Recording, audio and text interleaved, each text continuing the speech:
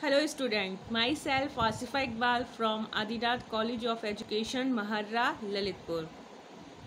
आज की जो हमारी क्लास है वो बीएड फर्स्ट ईयर की है। सब्जेक्ट है पेडागोजी ऑफ सोशल स्टडीज़, जिसे हम टीचिंग ऑफ सोशल स्टडीज़ के नाम से भी जानते हैं। इसमें हमने लास्ट वीडियो में हमने जो सोशल स्टडीज़ के बारे में पढ़ रहे थे तो वो हम पढ़ रहे थे सामाजिक अध्ययन की शिक्षण विधियाँ। सामाजिक अध्ययन की शिक्षण विधियाँ क्या हैं, कैसी हैं और कैसे इसको अप्लाई किया जाता है। ठीक है, इसमें हम जो शिक्षण विधियाँ थी उनको हम लास्ट के 2 वीडियो में हम लोग 2 शिक्षण विधियों के बारे में पढ़ चुके हैं। वो कौन कौन सी शिक्षण विधियाँ थी जो हमने पढ़ चुका है, व्याख्यान विधि के बारे में और वाद विवाद या विचार विमर्श विधि के बारे में हमने लास्ट वीडियो में आपको समझा दिया गया था। दोनों ही विधियाँ बहुत उपयोगी होती हैं पढ़ाई की दृष्टि से, छात्रों में ज्ञान की प्राप्ति कराने के लिए या शिक्षक को अपनी बात तक स्टूडेंट तक पहुंचाने के लिए अनेक विधियों का प्रयोग करके वो उसको समझाता है। एक शिक्षक हमेशा सिर्फ एक किताबी कीड़े के रूप में बच्चों को नहीं समझा सकता है, उसको कहीं ना कहीं अलग अलग प्रकार से अलग अलग विधियों के माध्यम से छात्रों को पढ़ाना होता है, जिससे कि उसका ध्यान अच्छा आकर्षित बना रहे छात्रों का और छात्रों का मन पढ़ाई में भी लगा रहे। तो इसी क्रम में हम 2 शिक्षण विधियों के बारे में लास्ट वीडियो में पढ़ चुके थे। अब हम जो आज की जो नेक्स्ट विधि है या नेक्स्ट शिक्षण विधि है उसके बारे में हम आज पढ़ेंगे। तो आज का हमारा जो टॉपिक है वो हमारी है योजना विधि। योजना विधि जिसे हम प्रोजेक्ट विधि के नाम से भी जानते हैं। प्रोजेक्ट विधि कौन सी विधि होती है, क्या होती है, इसके बारे में हम जानकारी आपको दे दें। आपने देखा होगा कि स्कूलों में बहुत सारे बच्चों को प्रोजेक्ट मिलते हैं, तरह तरह के प्रोजेक्ट मिलते हैं, टाइम टू टाइम अलग अलग की एक्टिविटीज़ करने को मिलती है। तो यही होती है आपकी योजना विधि, यानी कि पूरी पहले से इसमें योजना बना ली जाती है और उस कार्य को पूरा करवाया जाता है छात्रों के माध्यम से। तो ये विधि जो है उसमें बहुत से अलग अलग टाइप से इस विधि को अप्लाई किया जा सकता है, यानी कि अलग अलग पर्सनली भी स्टूडेंट को प्रोजेक्ट दिया जा सकता है और सामूहिक रूप में भी कोई भी प्रोजेक्ट बनाने को दिया जा सकता है। अब इस विधि के माध्यम से हम शिक्षण कार्य में क्या लाभ पाते हैं, क्या हानि पाते हैं, ये जानना भी हमें बहुत ज़्यादा ज़रूरी हो जाता है।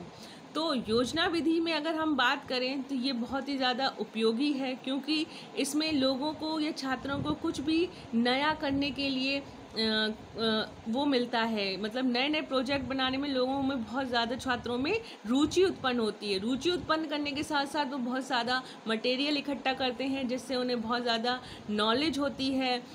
आपसी अगर ग्रुप में कोई प्रोजेक्ट बच्चों को मिलता है तो उसमें कोऑर्डिनेशन बहुत अच्छा छात्रों के मध्य एक दूसरे का बन जाता है। सपोज़ करो कि अगर बहुत सारे स्टूडेंट हैं और उनको हमने ग्रुप में डिवाइड कर दिया, तो जो ग्रुप के बच्चे एक दूसरे को जानते नहीं थे, पहचानते नहीं थे, परंतु कुछ टाइम बाद जब प्रोजेक्ट बनाते बनाते उनमें दोस्ती हो जाती है, उनमें सामूहिकता हो जाती है, उनमें सद्भावना पैदा हो जाती है और एक दूसरे के वो अच्छे दोस्त बन जाते हैं, जिससे कि उनमें बहुत ज़्यादा फ़ायदा होता है सामूहिक रूप से क्रिया करने में। उनमें आपसी हम की भावना जागृत होती है और बहुत ज़्यादा उपयोगी कार्य करने में होता है।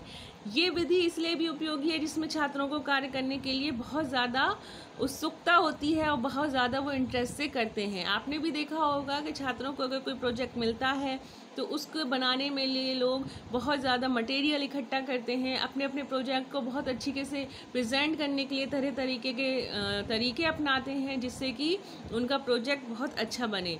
तो ऐसे ही बहुत ज़्यादा इसके लाभ भी हैं और लेकिन कहीं ना कहीं ये दोषपूर्ण भी है। अगर हम कुछ दोषों की बात करें इस प्रणाली की, तो इसमें समय और धन दोनों की बर्बादी होती है।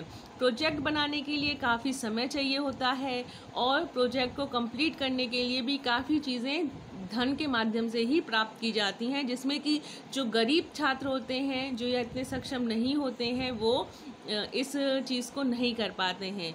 दूसरा अगर इसका माइनस पॉइंट हम जानें तो दूसरा माइनस पॉइंट ये होता है कि इसमें कुछ ही लोग छात्र हिस्सा लेते हैं। अगर 5 का ग्रुप है तो इसमें जो 2 इंटेलिजेंट बच्चे होते हैं वही इस प्रोजेक्ट को पूरा करने में अपनी रुचि दिखाते हैं और 3 लोग नीरस हो जाते हैं, जिससे कि ये सभी लोगों के लिए अनुपयोगी होती है। योजना विधि में कुछ दोष ऐसे भी हैं कि कभी कभी योजना विधि के माध्यम से सही चीज़ को क्लियर बच्चे नहीं कर पाते हैं, उन्हें समझ में नहीं आता है कि कैसे क्या करना है, जिससे कि ये अनुपयोगी सिद्ध होती है।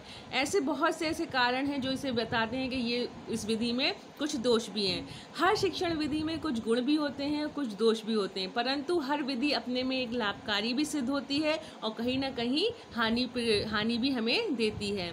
तो आज के वीडियो में हम बस इतना ही जानेंगे। योजना विधि, योजना के माध्यम से किसी भी कार्य करने को पूरा करने के लिए छात्रों को देकर शिक्षण कार्य को पूरा किया जा सकता है। नेक्स्ट वीडियो में हम इसकी अगली सामाजिक अध्ययन की शिक्षण विधि के बारे में आपको जानकारी प्राप्त कराएंगे। धन्यवाद।